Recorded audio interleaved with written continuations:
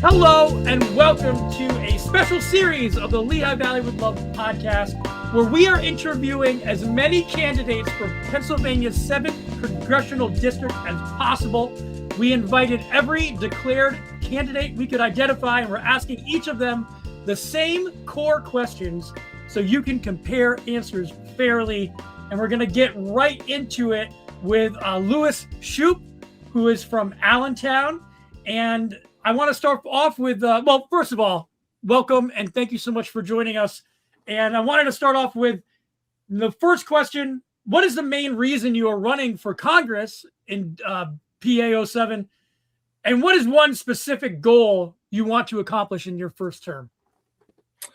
One specific thing among many that I have available at shupeforcongress.com is I want to be able to harness the power of the registered voter to help compose and promote legislative initiatives led by the citizen. What is the biggest issue that you hear about day to day from people in the Lehigh Valley? And what is the first concrete step you would take on a federal level? Okay, I admin a local Facebook group called Allentown, PA Community, and ever since they passed the big bad bill some time ago, the anonymous requesting various things like food, shelter, have ballooned dramatically, especially since the homeless camps along the Jordan Creek were evicted from their place. Supposedly over legal matters, but we all know what really happened there. What I would do on the federal level, which would go maybe into a later question, is right now, okay, people are out there, they're homeless, they're freezing, they need help. And it's not just here in the Lehigh Valley. What seems to be the best answer so far is getting some pallet homes set up, some tiny homes set up, get them out of the cold, get them sheltered at least. That way they can go forward with whatever their lives require from that point on. But that's one thing I would do amongst the first couple of days of a successful entry into the House of Congress. Do you support extending the ACA premium tax credits? And should it be permanent? And how do you think that would be something that could be compromised through the House? We can reverse the big, beautiful bill, as they called it, to restore the cuts that they made to Medicaid. And I would go as far as not only to restoring them, I would go beyond and support Medicare for all, period. The District 7 is not on the border, but we're affected by federal immigration policy, of course.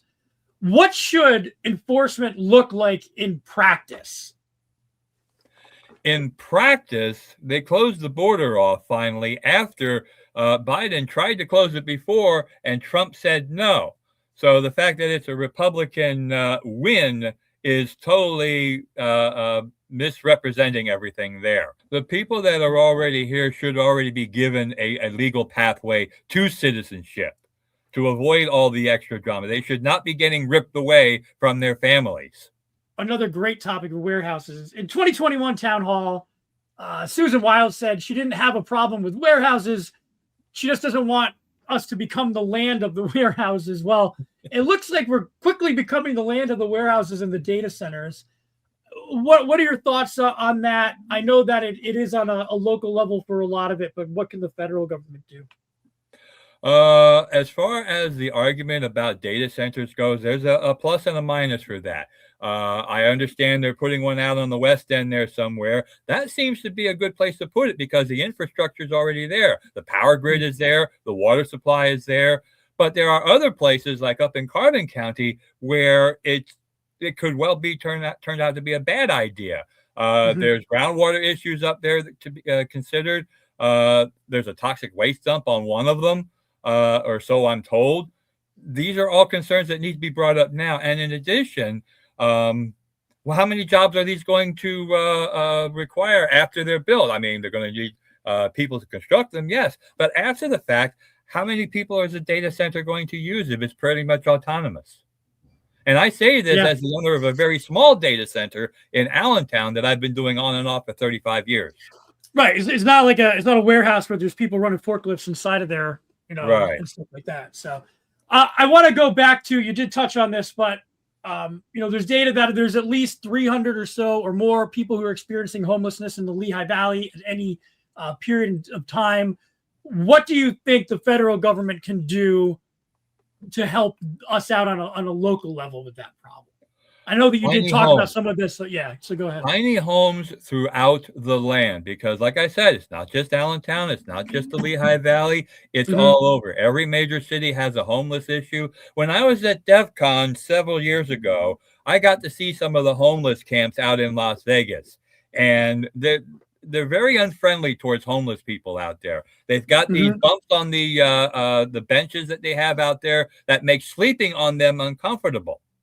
And so they constantly chasing them elsewhere. I've had several conversations when I was out there. It's not just here. Tiny homes across the land, get them out of the street, out of the cold, and get them into a system where they can rebuild their lives to something that they would be more in agreement with. What is the biggest day-to-day financial stress that you hear about in the Lehigh Valley right now? And do you think there's an approach on the federal level to address that? Food seems to be the biggest insecurity at the moment, because I see requests for food every day on the Book of Face. There are local charitable efforts that are helping that along, but the biggest thing that could be done to fix that is to ensure that food stamps, the food stamps that people get, is not only restored, but possibly expanded, because it's not enough. Being on a limited income sucks, plain and simple. Sure. I had to go on Social Security myself recently because of health issues that I have. Social Security and being on a limited income is not enough. Tell me a little bit about yourself. I know that you're from Allentown. You have a small business, I think. What made you interested in running for? It's thankless, right? Running for office right now is, man, you're putting yourself out there. What made you want to do this? And tell us a little bit about yourself and what you do. Well, I am now a technically retired / disabled programmer / webmaster with a small data center in Allentown. I am originally from a small town called Mount Bethel, just outside of Portland, Pennsylvania. So I'm more or less a lifetime native, although I've worked in various places over the years and worn many hats. Worked for several different telecoms. Last leaving was CenturyLink about maybe 15 years ago when blindness kicked in. Got cured out of blindness in 2017. How are you cured? I'm sorry, like you said you were cured. They did a pair of operations on my eyes that restored my sight. That's fantastic. Well, that's fantastic. All right. It was fantastic at the time. Yeah. I've always wanted this position in Congress because I've always thought of the idea that rather than corruptible parties, both left and right, and we've seen many examples of this, some old, some recent. I write about it a lot on realchange.us. I've always been of the idea that people themselves can properly organize, come up with legislative initiatives, propose them, vote on them, upvote, downvote them, kind of sort of like Reddit, and propose them through pre-existing channels. The House of Representatives seems to be uniquely situated that citizen representation can flow through this. And it would be the same with the State House, for example. Can also be easily adapted to Allentown City Council, that I used to stream the meetings at one time for several years until COVID kicked in one day. So are you saying that you would like to propose some legislation that would allow for more public input on like getting bills at least initially started, or getting some of those grassroots ideas started? Exactly. And in fact, I even have one at the top of the page on Allentown, PA community. Haven't touched that one lately, but that one is designed to regulate corporate personhood in the state of Pennsylvania to where it may render the Citizens United decision academic if we get the verbiage right and it passes in the state legislature here in PA.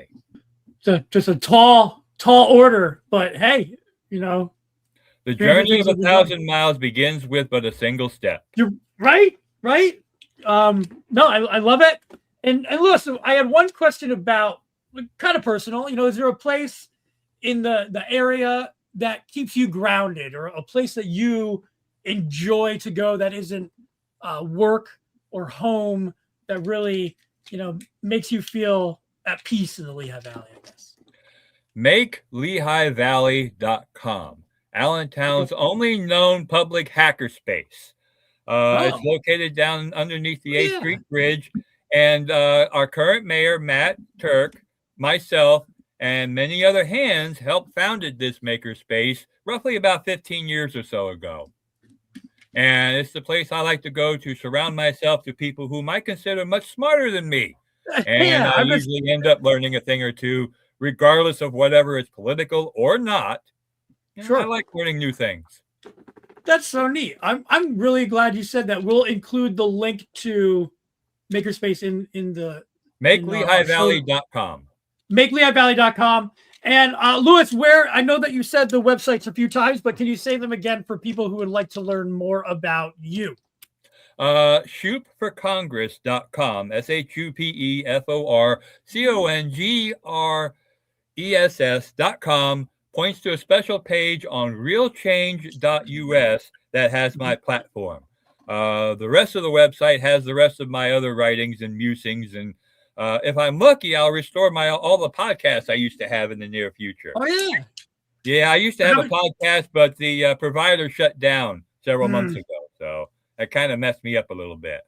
Yeah, that is like, it's even with Facebook, they started telling me, hey, all these live videos you did, we're going to delete them all. And I'm like, where am I going to put them? There's only, all the live videos I had from the Allentown council meetings I used to stream all went poof.